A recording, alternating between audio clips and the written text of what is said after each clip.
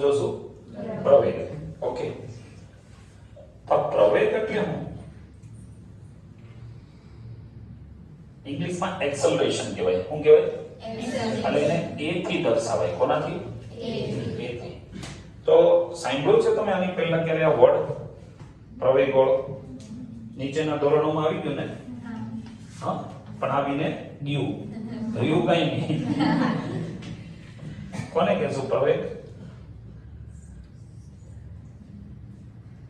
તમે ઘરેથી ગાડી લઈને નીકળો, ઓકે, તમારે સ્કૂલ સુધી જવું છે, પણ મીટર દીવાય ને ગાડીમાં, તેમાં કાંટો બતાવે 10, 20, 30, 40, 50, 60, 70, 80, 90, 100 જેટલા બી હોય એટલા. તો હવે તમે ગાડી લઈને નીકળો, રેડી? તો જ્યારે તમે સ્ટાર્ટ કરીને પછી થોડી ચલાવી અને 10 ઉપર કાંટો ગયો, પછી થોડું તમે શું કર્યું? શું આપ્યું? એક્સેલરેટર આપ્યું. યાદ છે. શું કર્યું? જેવું તમે અહીંયા આપ્યું એટલે વેલોસિટી બદલાણી. 10 માં કેટલી થઈ ગઈ? 20. હજી થોડુંક આપશો તો 30. ઓર આપો તો 40. હજી ઓર આપો તો ઓર આપ્યું તો ઘૂસી ગયા. બધે વધારે થોડી જવાની. તો એક્સેલરેશન એટલે શું?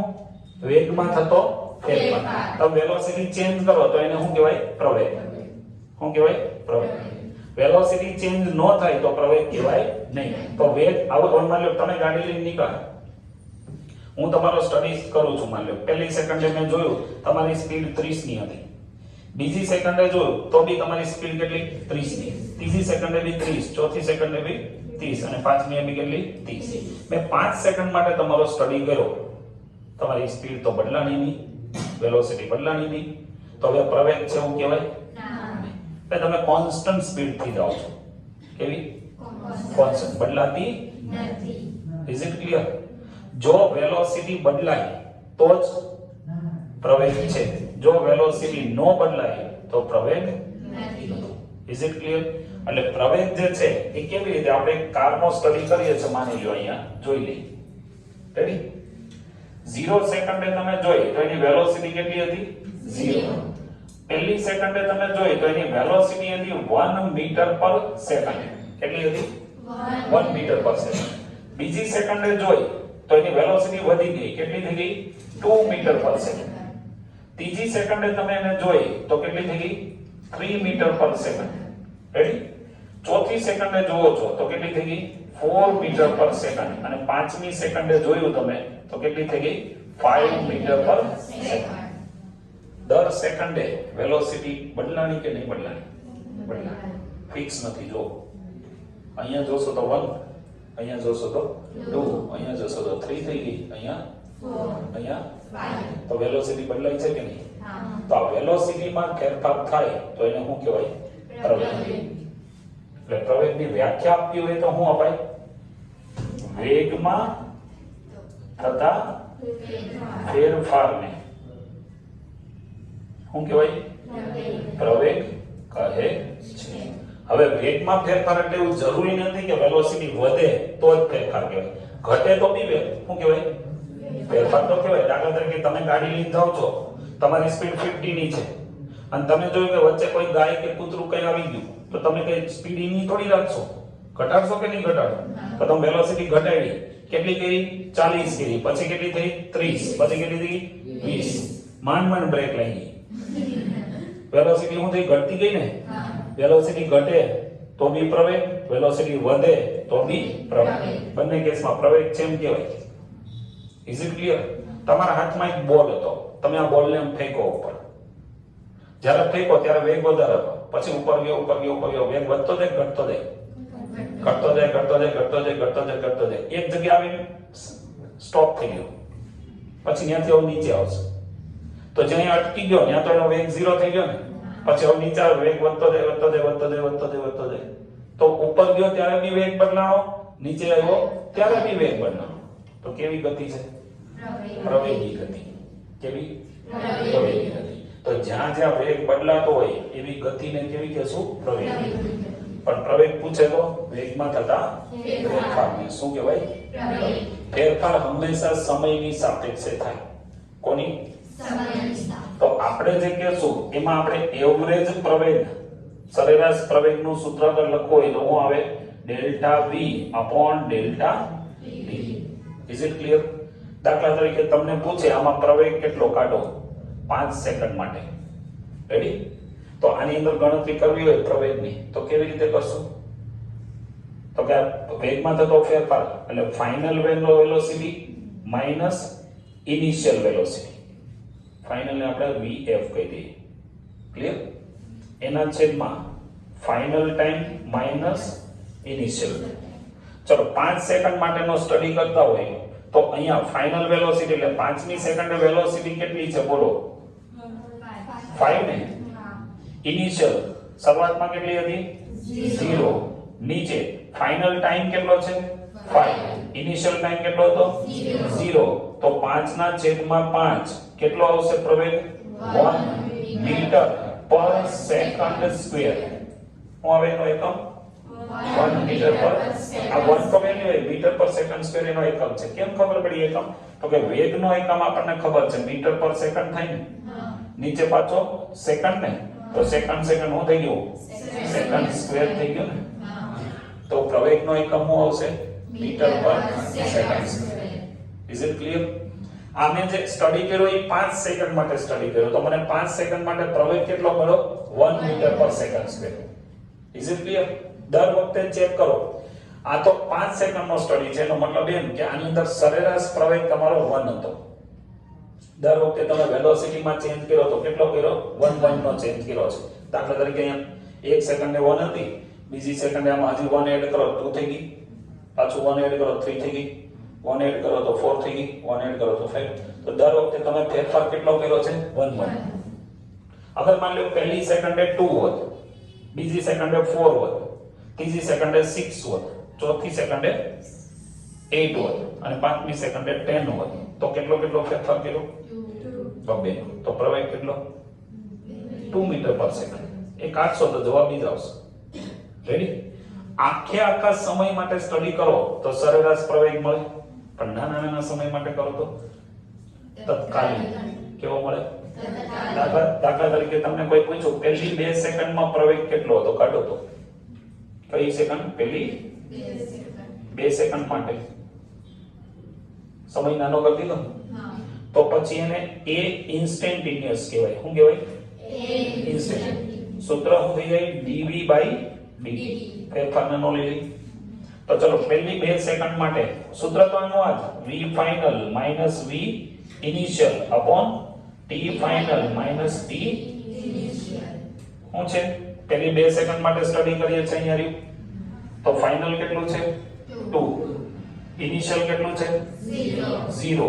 નીચે ફાઇનલ ટાઈમ કેટલો છે? 2. ઇનિશિયલ ટાઈમ કેટલો છે? 0. તો 2 upon 2 એટલે કેટલું? 1 મીટર પર સેકન્ડ સ્ક્વેર. તો તત્કાલીન પ્રવેગ બી જ મેળવો. પૂરેપૂરો કાઢ્યો તો બી આવ્યો, તત્કાલીન કાઢ્યો તો બી આવ્યો. Is it clear? મતલબ આમાં પ્રવેગ છે ને તમારો અચળ છે. દર વખતે 1 નો ફેરફાર થયો છે. આવડે કે ન આવડે? પાકો? રેડી? બીજું આમાં દર વખતે પ્રવેગ મળે છે તો 1 જ મળે છે ને, ફેરફાર બી 1 નો થયો તો આને અચળ પ્રવેગ કહેવાય. કેવો? અચળ પ્રવેગ. એટલે કે યુનિફોર્મ એક્સલરેટેડ મોશન. કેવી કહેશું? Uniform accelerated motion. Is it clear? અચળ ન હોય તો કેવું દેખાય? તો આવું કઈ હશે. આપણે એવો કેસ બી લઈ લઈએ. આ 0 અહીંયા 1 2 3 4 5. આપણે ગાડીને જોઈ 0 સેકન્ડ એની સ્પીડ 0 હતી, વેલોસિટી 0 હતી. પહેલી સેકન્ડે એની વેલોસિટી માની લો થઈ ગઈ 2 મીટર પર સેકન્ડ. કેટલી થઈ ગઈ? 2 મીટર. પછી બીજી સેકન્ડે જોઈએ તો સીધી 10 મીટર પર સેકન્ડ થઈ ગઈ. કેટલી થઈ ગઈ? 10. ત્રીજી સેકન્ડે જોઈએ તો 11 મીટર પર સેકન્ડ. ચોથી સેકન્ડે જોઈએ તો 13 મીટર પર સેકન્ડ અને પાંચમી સેકન્ડે જોયું તો 17 મીટર પર સેકન્ડ. ફિક્સ છે? બદલાય તો છે, પ્રવેગ તો છે ને, પણ પ્રવેગ બી ફિક્સ નથી. આ ડોળું છે બધું તો આને નોન યુનિફોર્મ કહેશું ને. આમાં ફિક્સ રેટ થી વધતો હતો 1 1 1 1 થી. તો આ કેવો હતો? અચળ. પણ આ અચળ નથી. તો તમને આનો નાનો ગ્રાફ બંનેનો દોરવાનો આવે. આવડે દોરતા કે નહીં આવડે? અત્યારે આપણે દોરશું. ઓકે. આમાં અગર તમને એમ કે 5 સેકન્ડ માટે પ્રવેગ કાઢો તો કેટલો આવે? હું સીધું જ સૂત્ર લગાવું છું. Average acceleration is equal to 5 second માટે ફાઇનલ કેટલું છે? 17. ઇનિશિયલ કેટલું છે? 0. આ કેટલું છે? 5. તો 17 ના છેદમાં 5. રેડી? એટલે કેટલું આવ્યું? 3.4 મીટર પર સેકન્ડ સ્ક્વેર ને. પણ અહીંયા કાઢો તો પહેલી સેકન્ડ માટે, આ તો પહેલી 2 સેકન્ડ માટે, 2 સેકન્ડ માટે કાઢો તો ઇન્સ્ટેન્ટેનિયસ આવશે. એ કેટલો આવ્યો? તો કે 10 - 0 અને 2 - 0 ને, તો એમાં કેટલો આવ્યો? 10 ના છેદમાં 2 ને, તો કેટલો આવ્યો? 5 મીટર પર સેકન્ડ સ્ક્વેર. જો બદલાઈ ગયું. આમાં નો બદલાતો, આમાં ફિક્સ રહેતો. આવડે કે પાક્કું? તો આના ગ્રાફ અત્યારે આપણે જોઈ લઈએ. ઓકે, આનો ગ્રાફ હું અહીંયા ડ્રો કરું, ધ્યાનથી જોજો. આ જે કેસ હતો એનો અહીંયા હું છે 1 2 3 4 અને 5 5 સેકન્ડ માટે સ્ટડી કરવાના. અહીંયા વેલોસિટી છે v1 બરાબર 1 મીટર પર સેકન્ડ. ઓકે, પછી અહીંયા હું લઈ લેશું v2 બરાબર 2 મીટર પર સેકન્ડ. પછી અહીંયા કેટલું છે? 3 મીટર પર સેકન્ડ. અહીંયા કેટલું છે? 4. અને અહીંયા કેટલું છે? 5. આ વેલોસિટી છે. ક્લિયર? અને આ કોણ છે? અહીંયા ટાઈમ. પહેલી સેકન્ડે કેટલી હતી? 1. બીજી સેકન્ડે કેટલી હતી? 2 હતી ને. ત્રીજી સેકન્ડે કેટલી થઈ ગઈ હતી? 3. ચોથી સેકન્ડે 4. પાંચમી સેકન્ડે 5. બધાને અહીંથી જોડશો, થોડું ક્રોસ થઈ ગયું, પણ બધાને જોડશો તો કેવું આવશે? સ્ટ્રેટ લાઈન આવશે ને. Is it clear? તો આમાં બી એવો જ આવ્યો સ્ટ્રેટ. તો આ કયું થઈ ગયું? યુનિફોર્મ. કયું છે? યુનિફોર્મ. રેડી? આમાં બનાવો તો કેવું આવશે? ચેક કરી લઈને આપણે. ક્રોસ નહીં આવે, પણ આડું ઓળું આવશે. ઓકે, 1 2 3 4 અને 5. અહીંયા 1 2 3 4 5 6 7 8. આમાં બહુ ઉપર જવું પડશે. ક્યાં આવી છે? 9 10 11. ઓકે, 12 અને આપણે 13 સુધી લઈએ. 4 સેકન્ડ સુધી જશું. ઓકે, અહીંયા છે 5 સેકન્ડ, પણ આમાં 4 સેકન્ડ સુધી બતાવી દઈએ અત્યારે. પછી 5 મિનિટ તમને આવડે ને ત્યાં સુધી લઈ જવાનું છે ઉપર. તો ચલો, પહેલી એ ક્યાં હતો? ઉપર ને. એટલે અહીંયા બીજી એ ક્યાં છે? સીધો અહીંયા જતો રહ્યો. મરવા નથી આ લાગે. રેડી? ત્રીજી એ 11. હા, હવે એને એમ લાગ્યું કે આટલી બધી સ્પીડ રખાય નહીં, તો પછી ઘટાડી ને. રેડી? ચોથી એ 13 ને. ઈ છેલ્લે તો ગટરમાં પડ્યા હોય. હા, વેલોસિટી એમ જોયો કે બધા દીધી હોય. સીન સપાટા કરવા તો થોડી ચાલે. અહીંયાથી અહીંયા. રેડી ને? તો આને કનેક્ટ કરશો ને તો કઈક આવું આવશે. રેડી? તો આ કેવું થઈ ગયું? Non uniform. રેડી? ક્લિયર? આવડશે? હજી એક બતાવો ગ્રાફ. જવાબ તમે દઈ દેજો હું આવે. ઓકે, આવે છે આમાં? અહીંયા આવે છે? ઓકે, માની લ્યો હું સીધો ગ્રાફ જ કહું છું, તમારે પણ જવાબ આપવાનો છે. અહીંયા બધી વેલોસિટી છે. 1 મીટર પર સેકન્ડ, 2 મીટર પર સેકન્ડ, 3 મીટર પર સેકન્ડ, 4 મીટર પર સેકન્ડ, 5 મીટર પર સેકન્ડ. કોણ છે બધી? વેલોસિટી. અહીંયા કોણ છે? ટાઈમ. અહીંયા 1 2 3 4 અને 5. રેડી? મેં ગાડીને જોઈ, પહેલી સેકન્ડે ક્યાં હતી? 2 મીટર પર સેકન્ડ સ્પીડ હતી, વેલોસિટી હતી. બીજી સેકન્ડે બી કેટલી હતી? 2 મીટર પર સેકન્ડ. ત્રીજી સેકન્ડે બી કેટલી હતી? 2 જ હતી. ચોથી સેકન્ડે બી કેટલી હતી? 2 જ હતી. અને પાંચમી સેકન્ડે બી કેટલી હતી? 2 જ હતી. તો વેલોસિટી બદલાણી કે?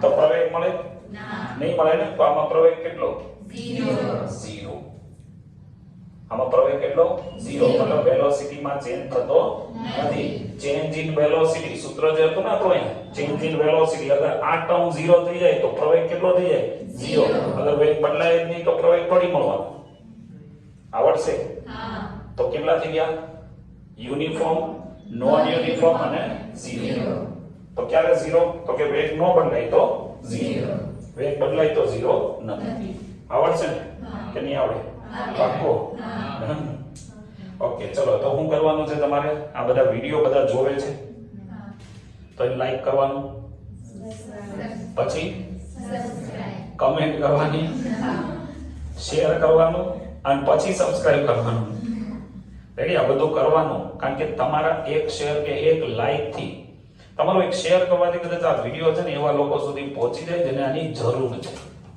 તો એક પુણ્યનું કામ થઈ ગયું ઘણા લોકો એવું કહેતા અમે જોઈએ ને અમે શેર કરીને અમારા વ્યૂઅર તમને પૈસા મળે અરે પૈસા છોડો આ જેને જરૂર છે એની સુધી પહોંચાડો ક્લિયર ઓકે તો તમે બધા તો સપોર્ટ કરો જ છો બહુ સારો સપોર્ટ છે તમારો પણ હજી આગળ સપોર્ટ આવો કરતા રહેજો ઓકે થેન્ક યુ